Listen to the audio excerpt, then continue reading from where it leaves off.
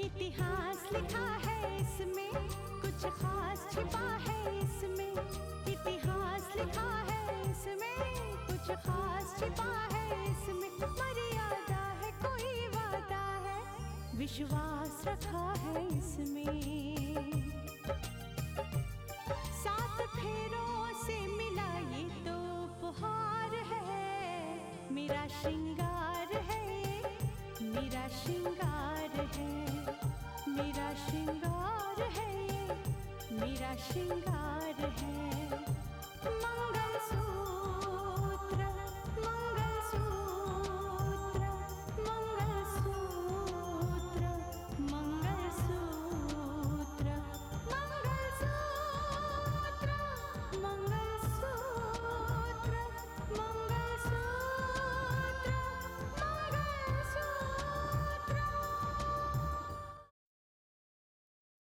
और अगर आप मुझे झुका सकते हैं तो झुका कर दिखा दीजिएगा। मान जाऊंगा मैं आपको। और खुलेआम कह रहा हूं मैं आपसे कि आपकी बेटी मेरे घर में कदम नहीं रख सकेगी, कभी नहीं। क्यों मरे हुए रिश्तों को जिंदा करना चाहते हैं आप पापा? मैं उस घर में पनाह मांगने हरगिज़ नहीं जाऊंगी। मैं कल सुबह ही जाऊंगी उनसे मिलने, उन्हें सच्चाई का आईना दिखाऊंगी।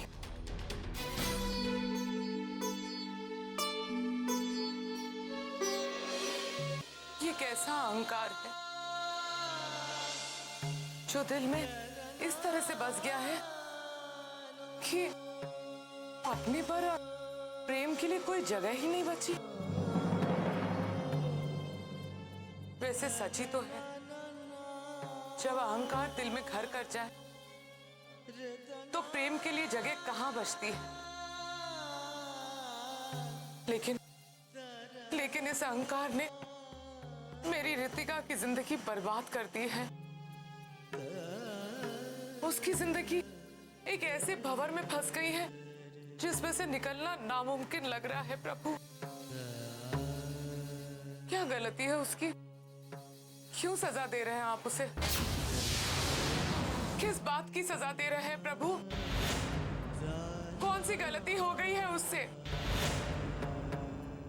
मेरी रितिका तो जीना ही नहीं चाहती, उसे जीने का कोई मकसद ही नजर नहीं आ रहा। प्रभु, उसे राह दिखाइए,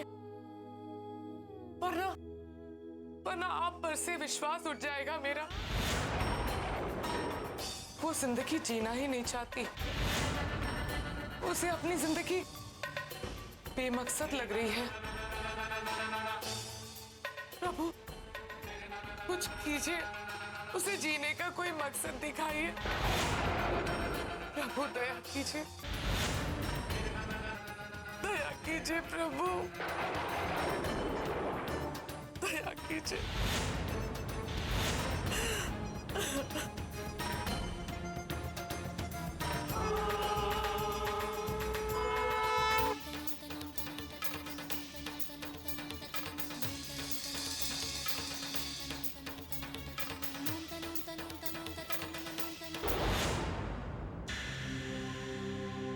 दीदी, कहाँ जा रही हैं आप? रोहित, कुछ काम से बाहर जा रही हूँ मैं। अगर आप कहे तो मैं चलूं साथ में। नहीं रोहित, जिंदगी के सफर में मुझे अकेले ही चलना होगा। हाँ, थोड़ा सा परेशान हूँ, थक गई हूँ, लेकिन फिर भी चलूंगी, हिम्मत नहीं हारूंगी।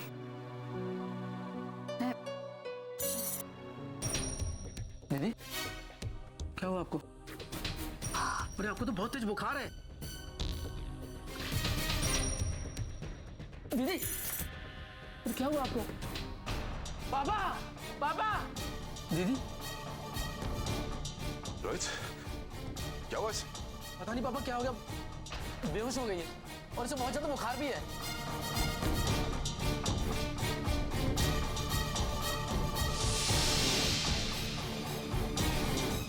हेलो डॉक्टर, मैं अजित प्रताप बोल रहा हूँ। ये फौरन जरा घर आइए, रितिका की तबीयत ठीक नहीं। जी हाँ फौरन, थैंक यू। मैं कैसे भूल सकती हूँ कि उस रितिका ने मेरी जिंदगी के सबसे बड़े मकसद को तहस नहस करके रख दिया है। हाँ, वो भी बात सही है, दूर रहकर भी शायद कुछ नहीं किया जा सकता। वो जिंदा तो है, पर एक लाश बनकर।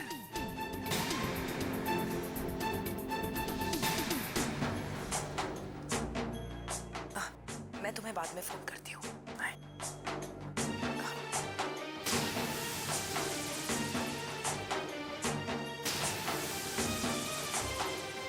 दीदी आप? मेरी छोड़ो, ये कौन सी जिंदगी जीना चाहती हो तुम?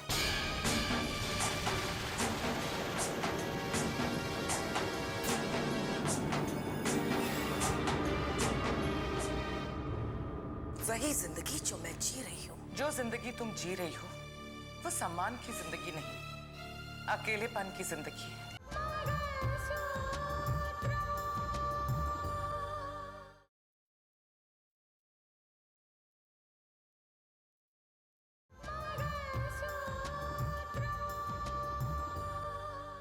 जो जिंदगी तुम जी रही हो वो सम्मान की जिंदगी नहीं, अकेलेपन की जिंदगी है। दीदी, हर एक आदमी अपनी जिंदगी अपने नजरिए से देखता है, और वैसे भी सूर्या के जाने के बाद मेरा उस घर में कोई मान सम्मान नहीं रहा,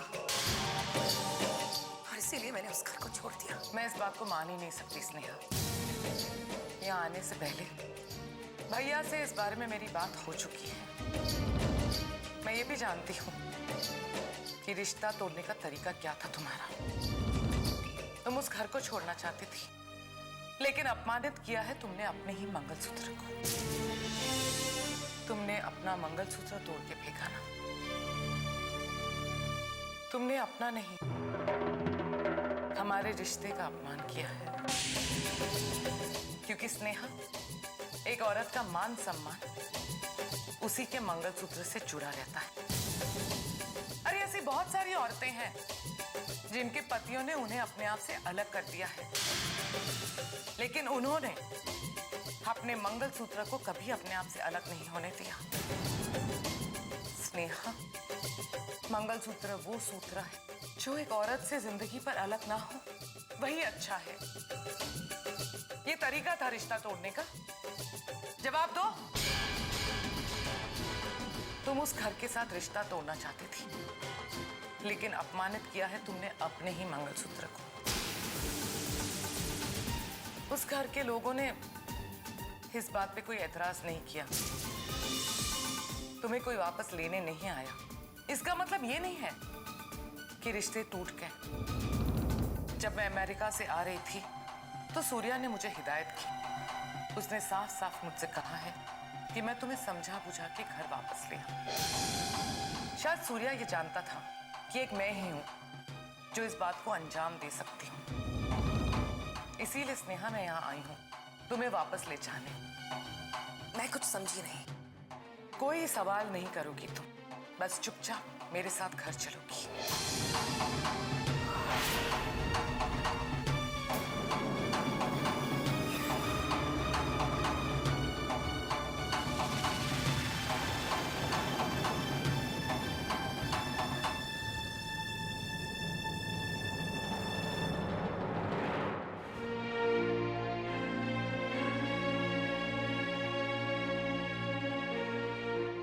आखिर हुआ क्या है रितिका को?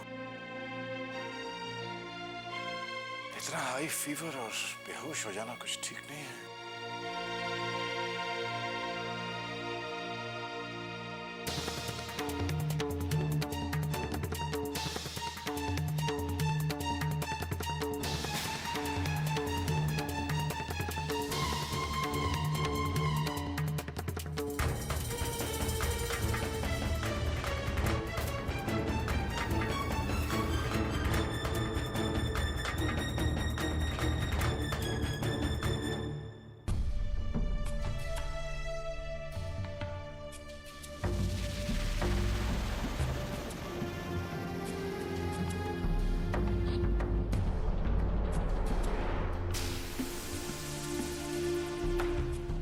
कावेरी, तुमने ये सब भैया प्लीज, कोई सवाल मत कीजिएगा।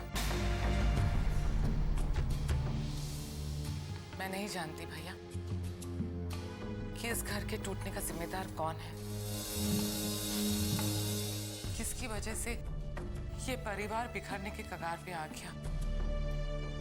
इन सारे सवालों में नहीं पड़ना है मुझे। देखो कावेरी, मैंने इसे घर से जाने को नहीं कहा था। मैं जानती हूँ भैया, इसीलिए पुरानी गलतियों को मत कुरेदिएगा। ये सब क्यों हुआ, किसकी वजह से हुआ, इन सब बातों से कोई फायदा नहीं। भैया, मेरा मकसद सिर्फ एक है। मैं चाहती हूँ कि इस घर के सारे बिखरे हुए सदस्य फिर से एक साथ एक घर में रहें, एक छत के नीचे रहें। स्नेहा, अपने लोग अपने होते हैं, अपना घर अपना होता है, अपना परिवार अपना होता है। इन सारी बातों का ख्याल रखना चाहिए था तुम्हें। इस घर को छोड़ के क्या पाया तुमने? जवाब दो, क्या पाया? बल्कि खुद की अहमियत कम कर दी है तुमने, खो दी है अपनी अहमियत।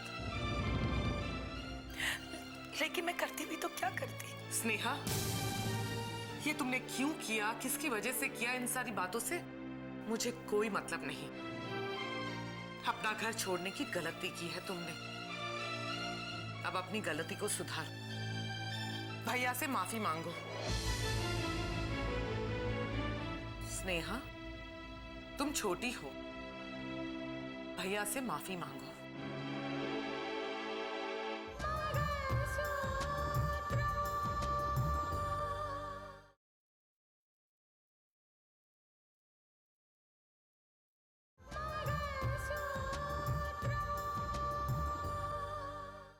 भैया से माफी मांगो। मुझे माफ कर देना भाई जी। नहीं स्नेहा, माफी मांगने की कोई जरूरत नहीं है। मैं सिर्फ ये चाहता हूं कि तुम इस घर की मर्यादा का पालन करो, और कुछ नहीं। मेरी ये माफी आपको कितनी महंगी पड़ेगी, आप इस बात का अंदाजा नहीं लगा सकते भाई जी। भैया, रितिका कहाँ है? रितिका की तबीयत ठीक नहीं है। She's got high fever, कुछ she fainted, बेहोश हो गई। क्या? डॉक्टर को बुलाया।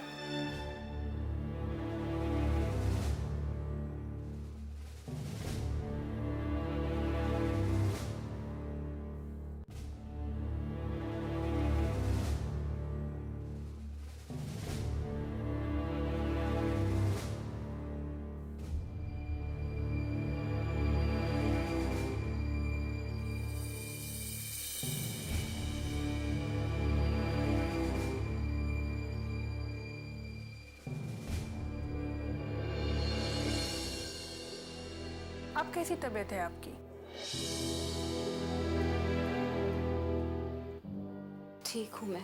बेहोशी से पहले क्या हुआ था आपको? क्योंकि हल्का बुखार तो आपको अभी भी है। हाँ, वो मुझे पहले ना थोड़ा सा चक्कर आया और फिर बाद में मैं बेहोश होकर गिर गई। उसके बाद मुझे कुछ याद नहीं है। मुझे लगता है तनाव की वजह से मुझे चक्कर आ गए होंगे। किस बात का तनाव है आपको? वो फैमिली प्रॉब्लम्स है कुछ। लेकिन डॉक्टर, मुझे कोई बीमारी तो नहीं है ना? ये मैं चेकअप के बाद ही कुछ कह पाऊंगी। फिलहाल तो आप आराम करिए। मैं कुछ टेस्ट लिख देती हूँ, आप पहले वो करा लीजिए। ठीक है। ठीक है, आप आराम करिए और फिर जैसा होगा मैं देखती हूँ। ठीक है? ठीक है।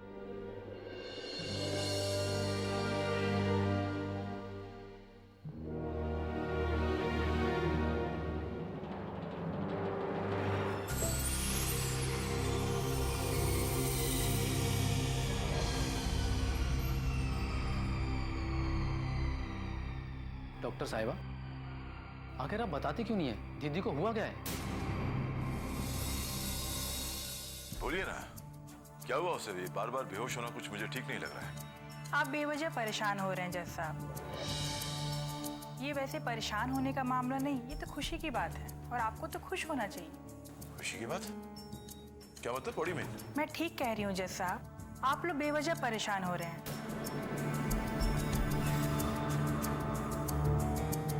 मिसेज रितिका दरअसल माँ बनने वाली हैं।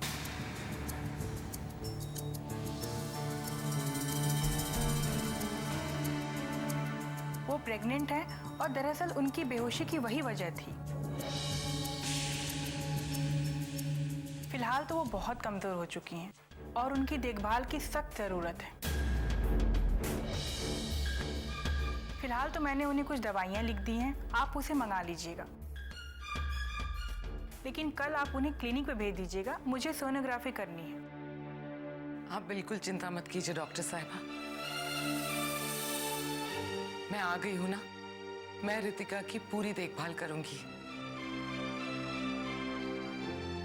और स्नेहा भी तो है ना, मैं कल खुद उसे क्लिनिक ले आऊंगी। अच्छा तो अब मैं चलती हूँ। आइए चलिए।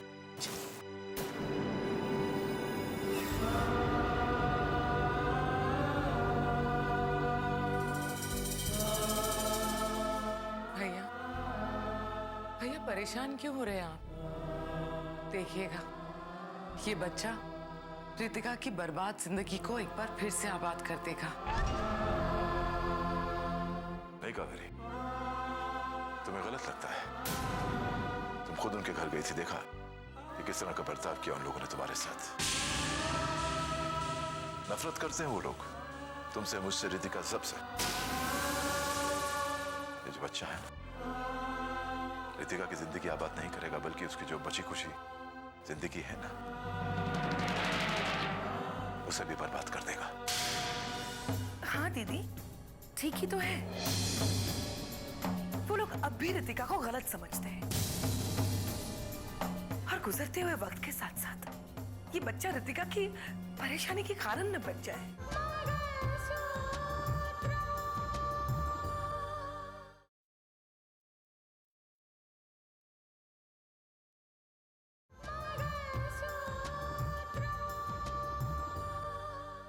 ये बच्चा रितिका की परेशानी के कारण न बन जाए। आप लोगों को चाहे विश्वास हो या ना हो, लेकिन मुझे इस बात पर पूरा विश्वास है, ये बच्चा बिगड़े हुए रिश्ते जरूर ठीक करेगा। ये बच्चा रितिका की जिंदगी जरूर आबाद करेगा। देखते हैं।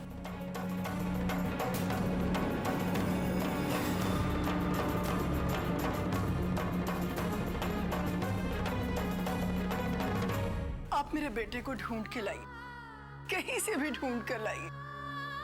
पता नहीं कहाँ है वो, किस हाल में है। आज तक हम लोग किस भ्रम में जीते रहे, जिसे अपना बेटा मानते रहे वो हमारा बेटा था ही नहीं।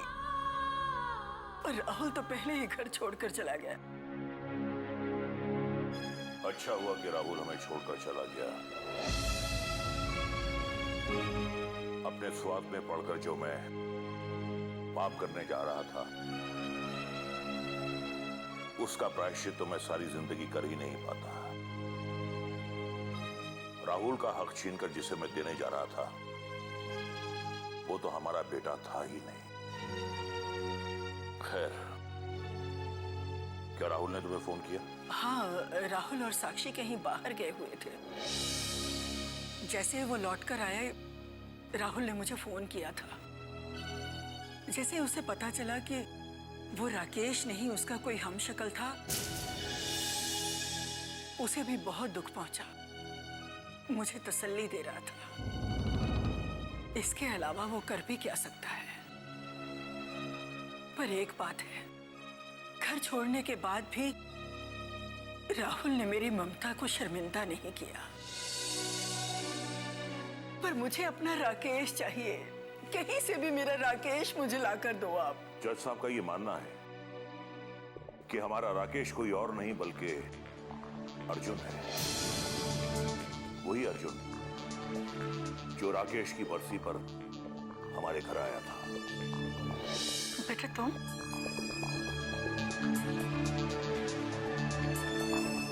जी। नीलिमा,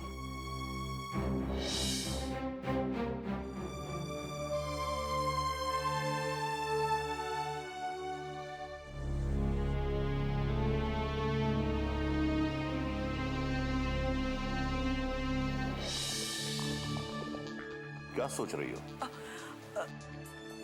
अगर अर्जुन ही हमारा राकेश है तो उसने अपनी पहचान हमसे क्यों छुपाई? यही बात तो मेरी समझ में नहीं आ रही।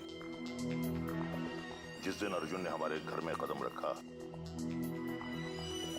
उस दिन हमारे घर में राकेश की बरसी मनाई जा रही थी। उसने हमारी इतनी बुरी हालत देखी, फिर भी उसने हमें यह नहीं बताया कि राकेश मरा नहीं बल्कि वो ही हमारा अपना राकेश है। अगर वो उस दिन बता देता तो कोई तीसरा आदमी राकेश बनकर हमें धोखा नहीं दे पाता। मुझे तो ये लगता है कि उसके खामोश रहने के पीछे कोई बहुत बड़ी वजह है। हो सकता है कि उसे खामोश रहने के लिए किसी ने मजबूर किया हो। अगर कोई उसे मजबूर करेगा तो इस बात के लिए मजबूर करेगा कि वो यहाँ ना आए, ना कि इस बात के लिए कि वो अपने माँ बाप को सच्चाई ना बताए। मैंने गांव में अर्जुन के बारे में तहकीकात की थी, लेकिन अर्जुन का कहीं पता नहीं चला। और जिस घर में अर्जुन ने पनाह ली थी, श्रीधर और अंजना के घर में, उनका भी कोई पता नहीं है। उनका घर बंद है और वो लापता है। कहीं ऐसा तो नहीं कि हमारा बेटा किसी मुसीबत में हो, एक मुसीबत से निकला तो दूसरे में फंस गया? अर्जुन कहाँ है, किस साल में है, फिलहाल ये पता चलाना बहुत मुश्किल है। जज साहब ने भी इस संभावना से इनकार नहीं किया है कि अर्जुन ही हमारा राकेश है।